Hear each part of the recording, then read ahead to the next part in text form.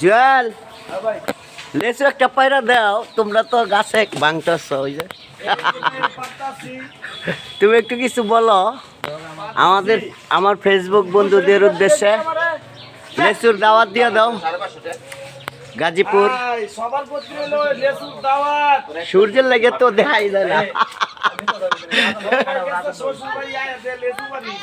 আরে পুরো আমি পিছনে পড়ছি বেড়াইতে গিয়া। আসলে আবার লিচু এরকম একটা হয় নাই, লেচু কম হয়েছে বৃষ্টির কারণে। লেচু পচা গেছে গা, পানিতে জইরা গেছে, পোকা হয়ে গেছে, কম লেচু। আমার এই যে কাঁঠাল গাছ, ওই যে গজারি গাছও আছে, এই যে আমার ডাব আছে, এই যে আমার নারিকেল গাছ, এখানে অনেক নারিকেল হয়েছে ইনশাল্লাহ, অনেকটি নারিকেলই হয়েছে।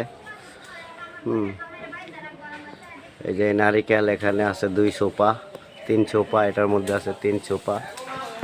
আমি এই কুড়ে ঘরে থাকি আর কি, আমার এই বাঙ্গারি ঘর। আল্লাহ পাক এই খাসের জায়গায় একটু ঘর করে থাকি, দেখেন কি অবস্থায় থাকি,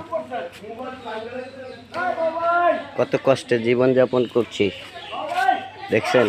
কিন্তু সরকার আমাদেরকে একটু সহযোগিতা করলে আমরা ভালো থাকি। হয়তো আমাদের থেকে ভালো রোহিঙ্গা, তারপরে বর্তমান যে এনসিপি নেতারা বাড়িঘর করে ফেলাইছে, 5 তালা 10 তালা, আর টাকা পয়সা গাড়ি বাড়ির অভাব নেই, আমাদের কিছুই নাই। দেখেন আমরা মাকে নিয়ে সুখে আছি।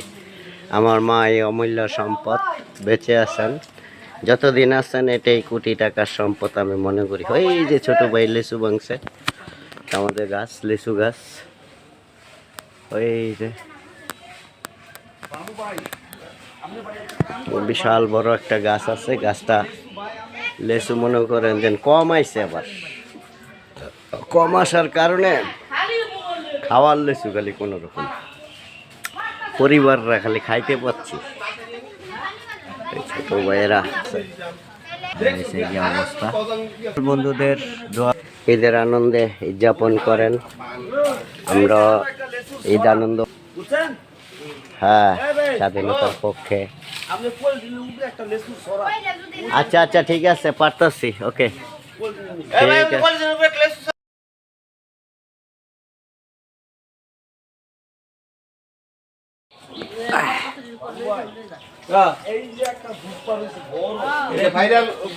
ঠিক আছে। জুয়েল লেচু একটা পায়রা